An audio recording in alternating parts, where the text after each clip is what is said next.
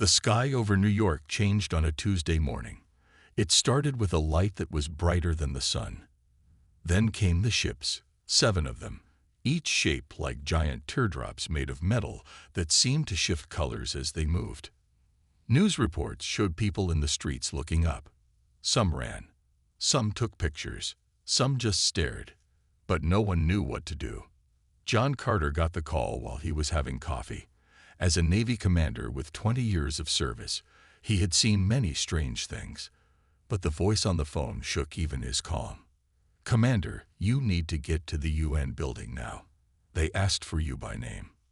"Who asked for me?" John said, already putting on his uniform jacket. "The aliens, sir. They said they want to talk to Earth's military leaders. Your name was on their list." 2 hours later, John sat in a room with 20 other people. There were generals from China, Russia, and India. The Secretary General of the United Nations, Susan Wells, looked pale as she whispered with her staff. "Does anyone know what they want?" asked General Miller from the Air Force. Before anyone could answer, the doors opened. 3 beings walked in. They looked almost human, but their skin had a blue tint, and their eyes were too large. The tallest one wore a silver robe with strange symbols. "I am High Counselor Zevran of the Galactic Council," the tall one said in perfect English. "We come with urgent news." Susan Wells stood up. "We welcome you to Earth. We have many questions." "There is no time," Zevran said, raising a 6-fingered hand. "We must speak plainly. We have watched your planet for centuries.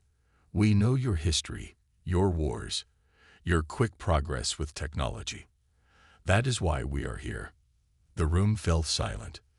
"We beg you, do not involve yourselves in the coming conflict, for your own safety and for ours." John looked at the other military leaders. Everyone seemed confused. "I don't understand," said Susan. "What conflict? We have no plans to fight anyone beyond our planet." The 3 aliens looked at each other.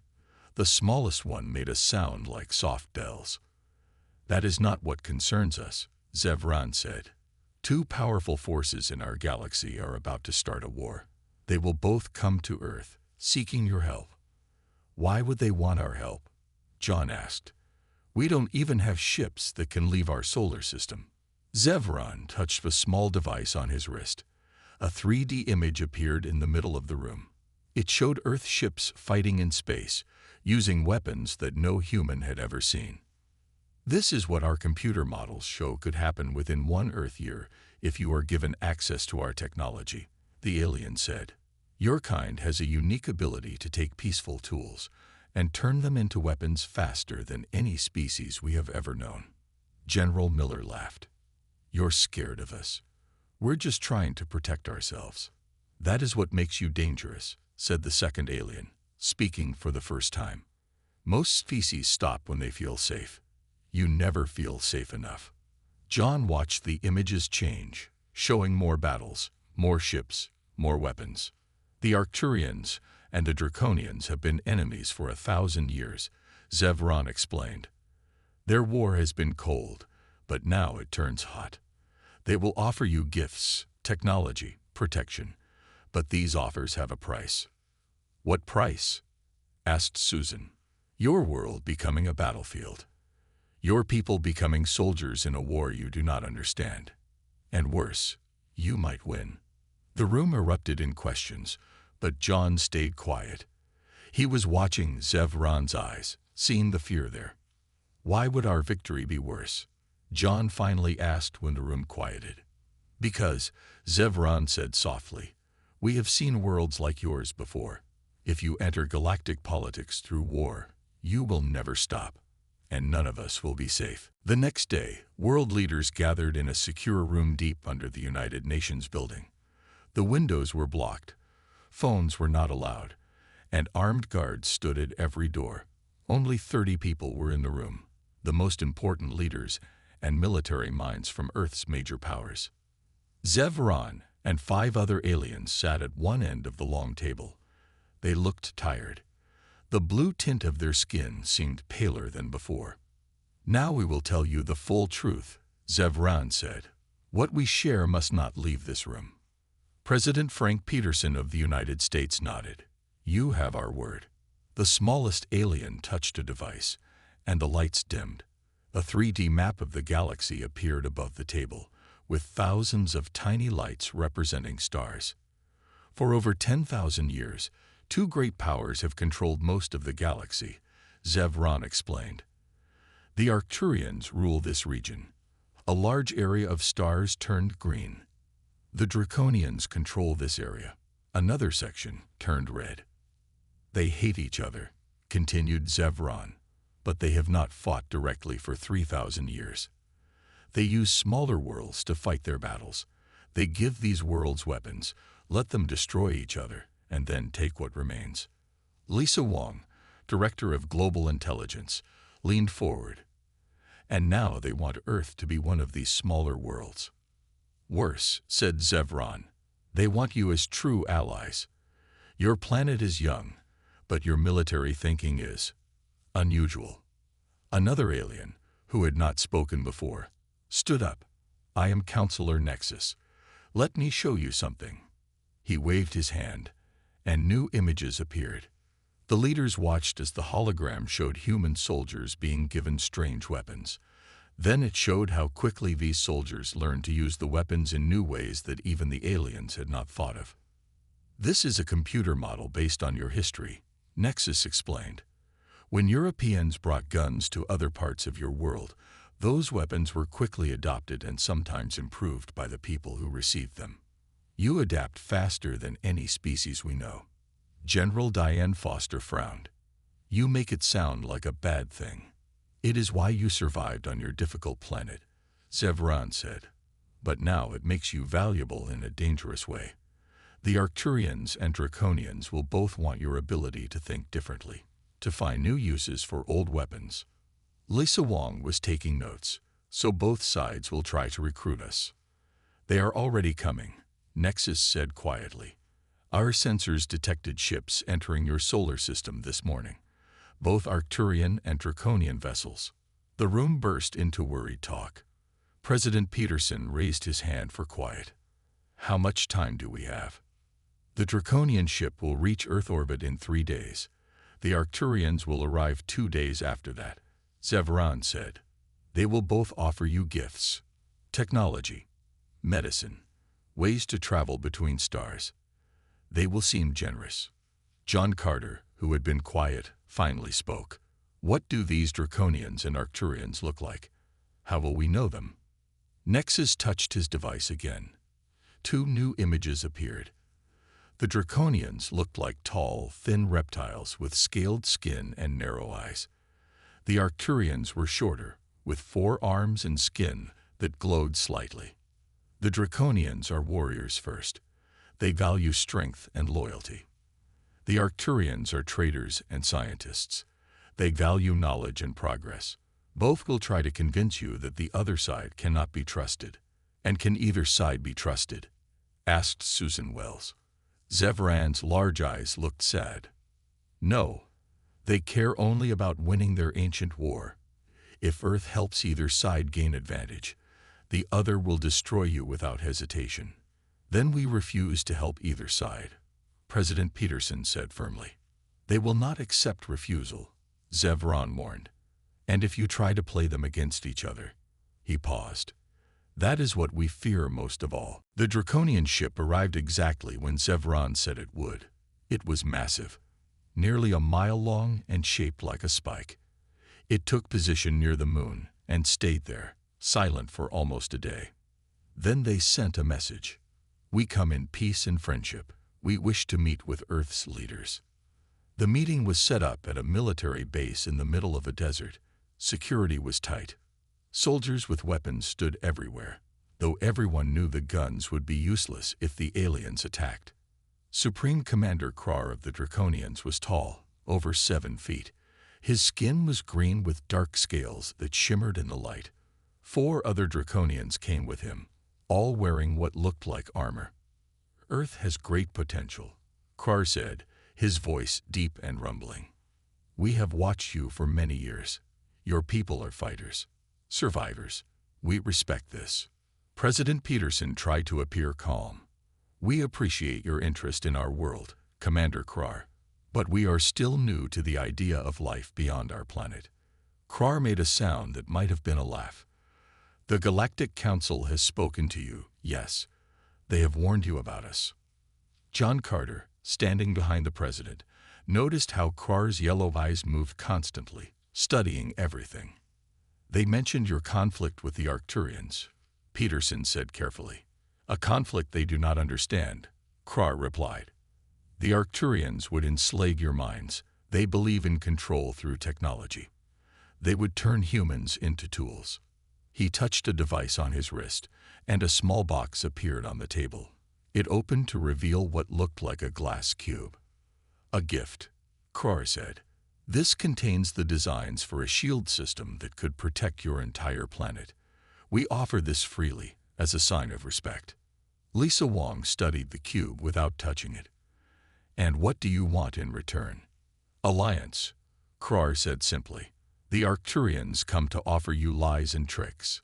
They will promise knowledge, but they will keep the important parts secret. We offer honest partnership. Partnership in war, John Carter said. Krar turned his yellow eyes to John. Yes, human. In war. The war is coming whether you choose a side or not. The Arcturians will try to use your world. At least with us, you will have the means to fight. 3 days later, the Arcturian ship arrived. It was beautiful, a perfect sphere that glowed with soft blue light. It moved into orbit on the opposite side of Earth from the Draconian vessel. The Arcturian delegation met with Earth's leaders in a conference room at the United Nations. Their leader was called First Scholar Ilara. She was shorter than a human, with 4 arms and skin that seemed to shine from within. The Draconians have already tried to win you with promises of weapons, she said in a musical voice. This is their way. They see only war and conquest. And what do you see? Asked Susan Wells. Ilara smiled. Potential. Your species has created art, music, and science despite your isolation. We offer you knowledge to help you grow. She placed a small silver sphere on the table. This contains medical technology that can cure most of your diseases. We share it freely. Mary Jones, recently appointed as Earth's ambassador to extraterrestrial affairs, looked troubled. Both you and the Draconians claim to offer gifts without conditions, yet both want us to join your war. We want you to survive, Ilara said. The Draconians will use you as soldiers until your planet is destroyed. They have done this many times. After the meeting, the Galactic Council representative Zevran approached Mary privately. You don't understand what you're walking into, he whispered. Both sides are showing you what they think will appeal to you most. The Draconians offer protection because they see you as warriors. The Arcturians offer knowledge because they see your curiosity. And what do you see? Mary asked. Zevran looked sad. A young species that turns everything into a weapon, even peace offerings. 1 week after the aliens arrived, things began to change on Earth. Both the Draconians and Arcturians gave samples of their technology to different countries. They called these gifts goodwill packages. The Galactic Council warned against using them, but it was too late. Dr. Alan Wright worked in a small lab outside of Boston. He was not supposed to have the Arcturian device. His friend who worked for the government had smuggled it out. It's just an energy generator, his friend had said. The government has dozens. They won't miss one. The device was a small blue ball that floated in the air and made enough power to run his entire lab. Ellen studied it day and night for 2 weeks. This doesn't just make energy, he said to himself one night. It affects gravity somehow. He made some changes to the device, adding parts from old computer equipment. When he turned it on again, all the objects in his lab began to float. It works, he shouted. Then he turned a dial, and everything crashed to the floor with twice normal gravity. The force was so strong that pipes broke in the walls and water sprayed everywhere. The noise brought security guards running. They took the device and arrested Alan. Within hours, government agents arrived and took him away. At the United Nations, an emergency meeting was called. Arcturian observers were present, and they looked upset. The human modified our simple power device into a gravity weapon, First Scholar Ilara said. It took our scientists 50 years to discover that application. He did it in 2 weeks. The human leaders looked at each other. Some seemed proud. Others looked worried. This is exactly what concerns us, Zevran of the Galactic Council said. No quarantine was placed around these technologies. How many other humans are experimenting right now? At a military base in Nevada, General Diane Foster met with her top officers. On screens around the room, they watched reports of similar incidents around the world. In Russia, they've modified a draconian communication device to see through walls, one officer reported. In China, they found a way to use the Arcturian medical scanner to temporarily paralyze people. General Foster nodded. Each country is trying to get an edge. This is going to get out of control fast. She pointed to a map showing the positions of the alien ships in orbit. We've got the Draconians here, the Arcturians here, and the Galactic Council here. Each watching the others, each trying to get us on their side. A young lieutenant raised his hand. Ma'am, which side should we be on? Foster looked at him seriously. We're on Earth's side, Lieutenant. We're playing a game where everyone else knows the rules except us. Our job is to learn fast and keep our options open. Across the world, countries were making their own plans. Some government leaders met secretly with draconian representatives. Others talked with the Arcturians. Promises were made. More technology was exchanged. The unified front that Earth had first presented was breaking apart. In Washington, President Peterson met with Mary Jones, Earth's ambassador to extraterrestrial affairs. The Draconians have offered us faster-than-light travel technology, he said, but only if we sign an exclusive alliance with them. Mary looked troubled.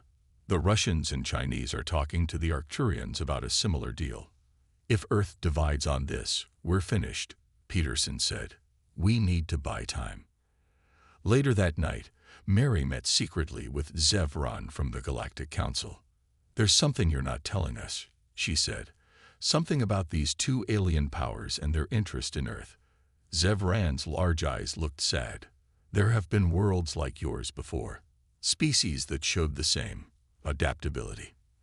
The same talent for weapons. What happened to them? Mary asked. They were contained, Zevran said quietly. For the safety of all. 3 days later, the Galactic Council called for a special meeting. This time, they'd brought more people with them. These new aliens wore white robes and carried strange devices that looked like clear tablets. These are our historians and researchers, Zevran explained to the room full of world leaders. They have studied thousands of species across the galaxy. They have important information to share. One of the researchers stepped forward. She was tall with pale blue skin and eyes that seemed to change color as she spoke. Your species is not unique in the galaxy, she said. Every few thousand years, we find worlds with beings like you, beings who learn quickly, who adapt, who turn tools into weapons, and find new ways to use old technology. She touched her tablet, and images appeared in the air. They showed other alien races on different worlds. Some looked almost human. Others were very different. These species all followed similar paths. They discovered fire. They built tools. They fought wars. And when they met other worlds, they changed very quickly. President Peterson leaned forward. What happened to these other species? The researcher looked sad. Most destroyed themselves. Some caused great wars that hurt many worlds. A few survived and became stable members of the galactic community. What made the difference? Asked Mary Jones. Between those who failed and those who survived. Time, said the researcher. Those who had time to grow and learn before meeting the wider galaxy did better. Those who were thrust into galactic politics too soon usually failed. Zevran stepped forward again.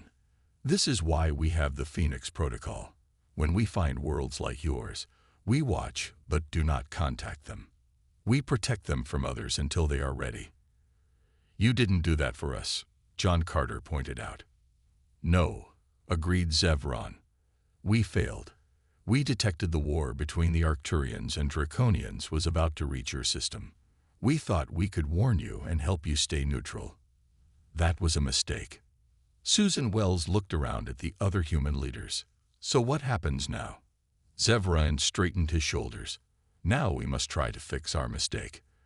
The Council has voted to establish a protective barrier around your solar system. No ships in or out. This will give your people time to develop at your own pace. The room erupted in angry shouts. You can't trap us in our own system, yelled one leader. This is for your protection, Zevran said firmly, and for the protection of others. Before anyone could argue more, an aide rushed into the room and whispered to General Foster. Her face turned pale. We have a problem, she announced. Our deep space monitors show Arcturian and Draconian warships approaching, many more than they admitted having in our system. On screens around the room, they could see dozens of ships moving toward Earth. Some were already in battle formation. Zevran touched a device on his wrist.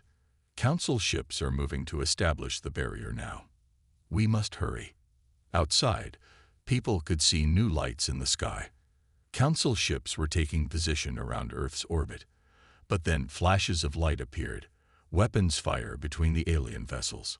In a deep space monitoring station far from the fighting, Paul Jackson watched his screens with growing concern. He was picking up strange signals from all three alien groups.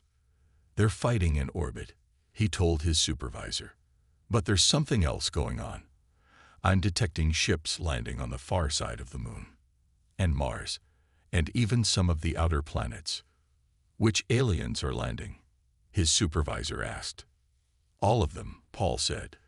Draconians, Arcturians, Council forces. They're all putting forces throughout our solar system. Back at the UN building, Mary Jones looked out the window at the lights flashing in the sky. She turned to President Peterson. They're trying to trap us, she said. But I don't think it's to protect us or anyone else. What do you mean? Peterson asked. I think, Mary said slowly, they're afraid of what we might become. As battles raged in space, Earth's leaders gathered in an underground bunker. The mood was grim. On screens around the room, they watched alien ships firing at each other above their planet. We need to make a decision, President Peterson said. The Draconians want our answer about their alliance, so do the Arcturians. General Foster pointed to a map of the solar system. Red dots showed Draconian ships. Blue dots showed Arcturian vessels. Green dots were Galactic Council ships. They all lied to us about how many ships they brought, she said. And they're all putting forces on moons and planets throughout our system. Mary Jones had been quiet, thinking hard. Now she looked up with a determined expression. What if we don't choose either side? She asked. The Galactic Council already tried that approach, Susan Wells reminded her. They want to lock us in our system like animals in a zoo. Not like that, Mary said. She turned to Dr. Steve Miller, who had been studying the alien technology. Those communication devices the Arcturians gave us, can you make them broadcast across the entire galaxy? Steve looked surprised. With some modifications, yes. But what message would we send? The truth, Mary said simply. 2 days later, Mary Jones walked into the Great Hall of the Galactic Council ship in Earth orbit. The fighting had paused, with all sides agreeing to a brief truce to hear what humans had to say. Representatives from the Draconians and Arcturians were there, watching with suspicious eyes. Mary stepped onto a platform in the center of the room. Behind her stood John Carter and President Peterson. Around the edges of the room, screens showed the faces of leaders from around Earth, all watching. Thank you for agreeing to this meeting, Mary began. Earth has made its decision regarding the conflict between the Arcturians and Draconians. Supreme Commander Krar of the Draconians leaned forward. First Scholar Ilara of the Arcturians did the same. We choose neither side, Mary announced firmly. Angry murmurs filled the room. Furthermore, Mary continued, raising her voice, we have evidence that both powers have been secretly militarizing our solar system. She nodded to Steve Miller, who pressed a button. Suddenly, images appeared showing the hidden bases and ships that both sides had placed throughout the solar system. You tried to turn our home into your battlefield without our knowledge, Mary said. And you, Galactic Council, knew this was happening and said nothing. Zevran looked uncomfortable. We were trying to protect. No, Mary interrupted. You were trying to contain us.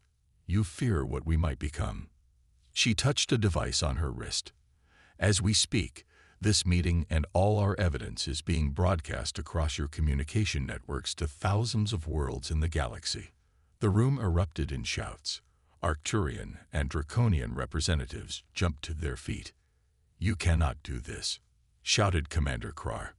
We already have, John Carter said calmly. Mary held up her hand for silence.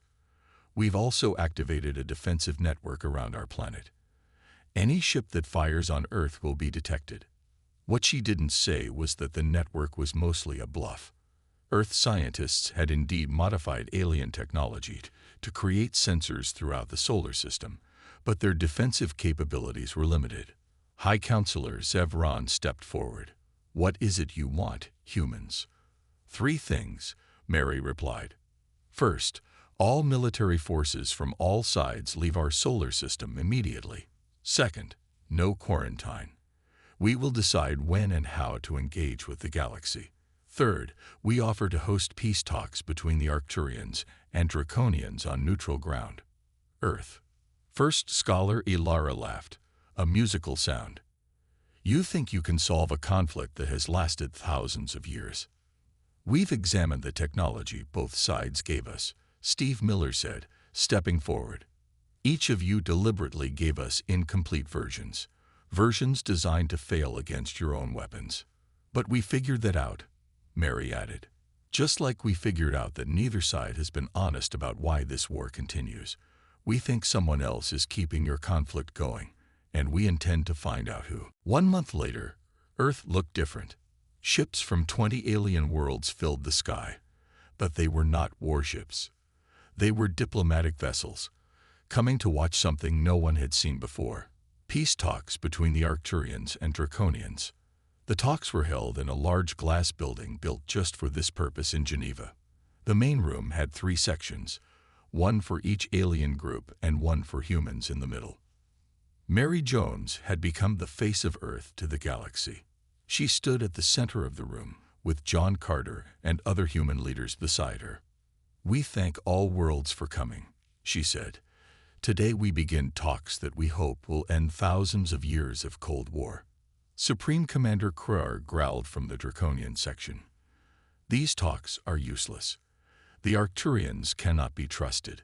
Nor can the Draconians, First Scholar Ilara responded. They understand only force. Mary held up her hand. Before you repeat old arguments, we have something to show you. Steve Miller and a team of human scientists rolled in a large machine. It was made from parts of both Arcturian and Draconian technology, combined in ways the aliens had never considered. This is a truth detector, Steve explained. It doesn't read minds, but it can tell when someone is hiding information or lying. We built it using technology from both your worlds. The aliens looked shocked. Zevran of the Galactic Council stepped forward. You created this in 1 month, he asked, his voice filled with disbelief. We work quickly when motivated, Mary replied. Now let's begin with an important question for both sides. Who benefits from your continued conflict? For 3 days, the talks continued. At first, both alien groups were careful, saying little.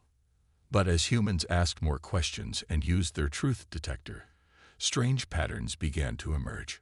It seems neither side actually remembers how this war started, John Carter noted after a particularly long session.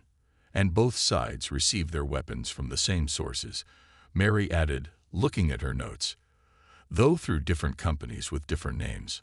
On the 4th day, a small ship arrived at Earth. It was not from any known world. Inside were beings that looked like shadows, with forms that seemed to shift and change. "We are the Nexari," their leader said when brought to the peace talks. "We have come because your broadcast reached our world." "What do you know about this conflict?" Mary asked. The shadow being moved closer. "We know everything. We created it." The room fell silent. "Your war feeds us," the Nexari explained. "Conflict creates energy we can use. For thousands of years, we have kept the Arcturians and Draconians fighting through lies and manipulations." The Arcturians and Draconians were furious. They demanded proof. The humans provided it, showing evidence they had gathered by examining the alien technology and communications. "We suspected someone was manipulating both sides," Mary told the gathered aliens. "We just didn't know who or why." High Counselor Zevran approached Mary after the Nexari were taken away for further questioning. "We didn't just fear what you would do with their technology," he admitted quietly. "We feared what they would do with yours." "What do you mean?" Mary asked. "Your species' greatest weapon isn't your adaptability with technology," Zevran explained. "It's your unpredictability in negotiations and alliance building. Most species follow patterns. Humans don't." 2 weeks later, most of the alien ships had left Earth's orbit. The Arcturians and Draconians were talking directly for the first time in centuries. The Nexari were facing justice from a united galactic community. In the Oval Office, President Peterson met with John Carter and Mary Jones. "So, what happens now?" he asked. "Now we join the galaxy on our own terms," Mary said. "Not as soldiers in someone else's war, but as peacekeepers." John looked out the window at the stars. "They came expecting us to become weapons," he said. "Instead, we're becoming something they understand even less. Mediators who don't follow their rules. And that," Mary added with a smile, "makes us more powerful than any weapon."